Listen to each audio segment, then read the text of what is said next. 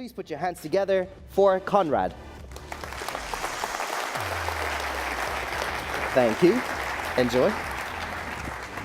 Well, ladies and gentlemen, if Bach had blockchains in 1724, I think he would have understood blockchains because he was a brain, he was a mathematician, and perhaps one of the greatest brains of the last 500 years. And that's why I like him. But I'm not talking about that. I'm talking about digital deinstitutionalization. I should have this little thing. And in a way, I mean, it's just one message I really want to convey. And the one message is there will be huge changes in the society. There will be huge changes in the economy. There will be a change in what we call capitalism. And we have to be aware of that. Now, why? Why is that? It's all about property rights. It's all about property rights. What are property rights? I mean, a property right, you would say, well, that's an easy thing. Yeah, well, it's not so easy. I mean, a property right is something where a person has a right on something. And what right is it? It's the right to use it, to take the fruits out of it, and to sell it or destroy it or whatever, just to put it away. So three things. It's usus, usus fructus, and abusus. That's Latin.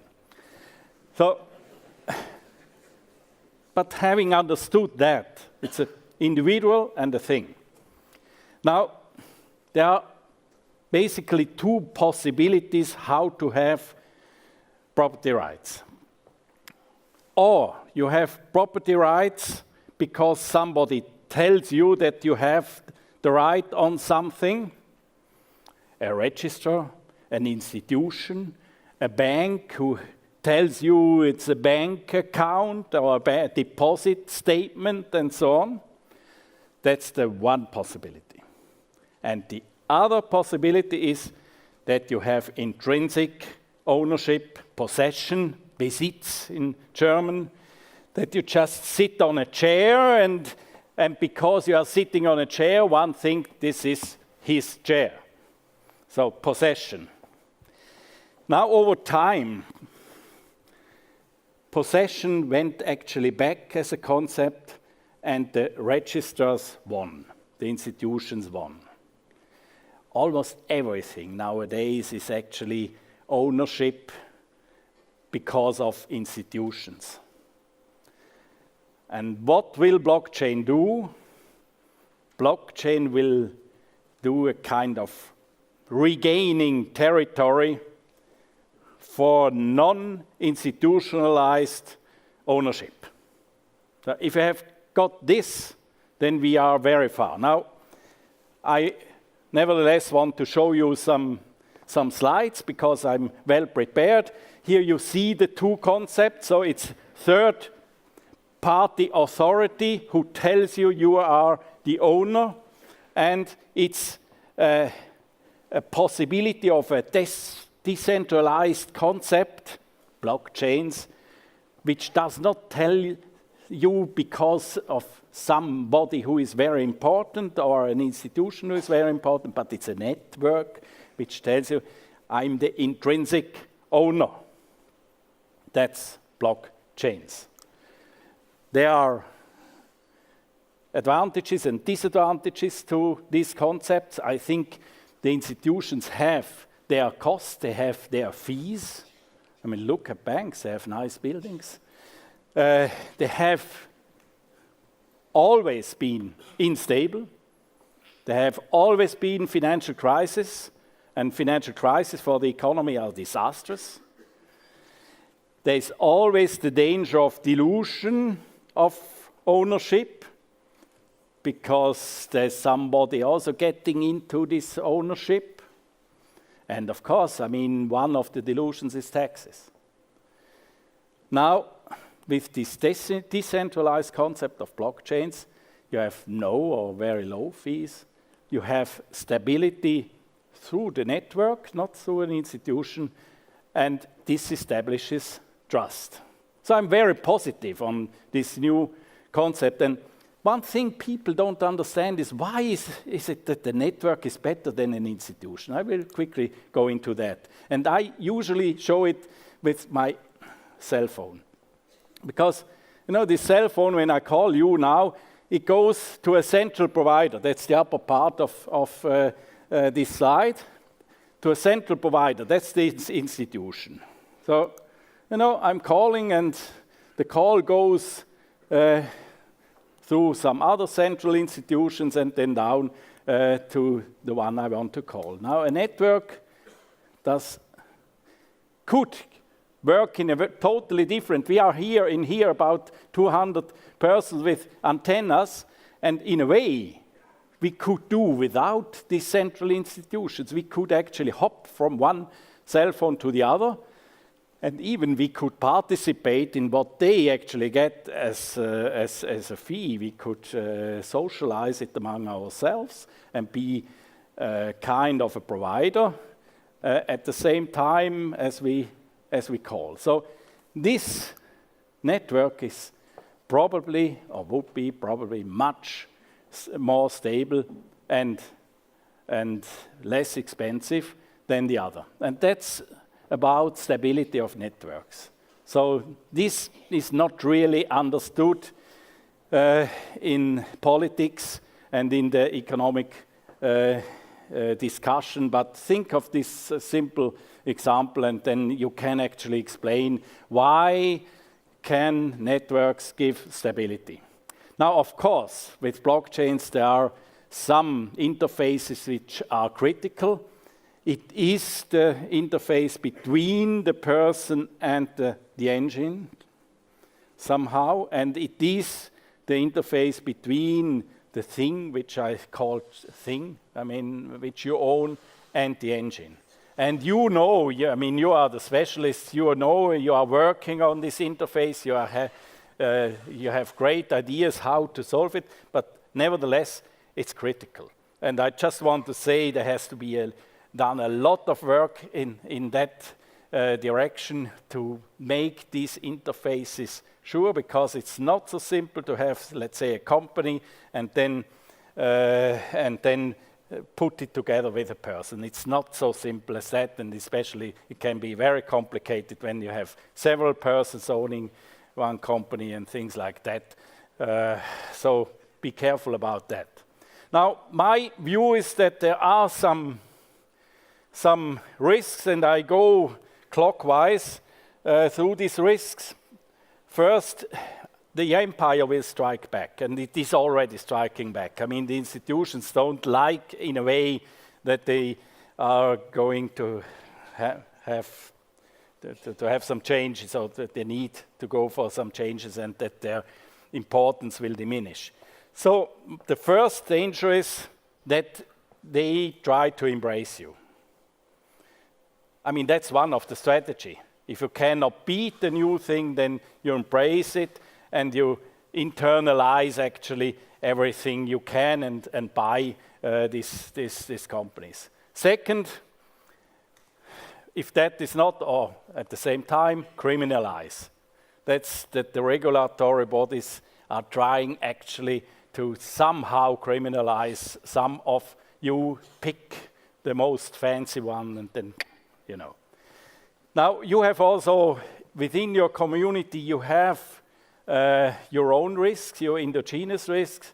You have the problem of these critical interfaces, and there are many things which are not yet really discussed to the end, how it really should work and does work, and the proof of concept sometimes in nice times it works, but then if there's a crisis or something, these are things which have to be taken seriously. And I have the feeling there are also questions of internal instabilities which are generated by itself. If you think of the forks which were one of the problems with the blockchain currencies, Bitcoin and so on. So my view is what you should do, you should find, or the blockchain community should find ways of better cooperation with the old world. You know, I'm trying to bridge that a little bit, but there should be more such Konrad Hummlers around to do this work and to talk to both sides and being able to talk to both sides. I have the feeling that there should be done much more to make the technology comprehensible, that people understand it. I also try to do that. I have many examples what it is actually a blockchain, and then kind of self-regulation perhaps, and bridge the technological gap. So that's my recommendation for today, but you are in a great, it's a great thing to be with you and to, in a way, from the old economy, have one foot at least on this new great continent. Thank you. Konrad, thank you so much. Excellent. Can you grab a seat over there, please? We're going to do the format thing that we did in the morning, where we're going to have someone come and present a counter-argument, a different way of thinking about the same thing about the future of banking. So for that, we have the CEO and founder of Crypto Finance Group. He used to work for UBS before in their asset management, and today he's going to present a slightly different view on the same thing. So please put your hands together for Jan.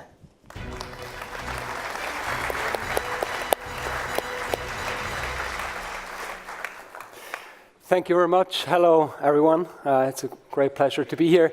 It's a very challenging task when I have to disagree with Konrad Hummler, as we completely agree on most of the parts. Therefore, I would like to focus a little bit more on traditional banks, what I think they have to improve on. As I got introduced already, I worked for UBS. They're first in trading and then in the asset management division. And I did few proof of concepts within UBS. One of them was a smart bond, and it was highly successful. But we never went from the proof of concept to the MVP, and that's the biggest criticism I have for banks. Innovation for them is marketing. The innovation happens outside of the bank. It's almost impossible to do something, even in such a large bank like UBS, to really bring a new idea to the end stadium and to offer it to the clients.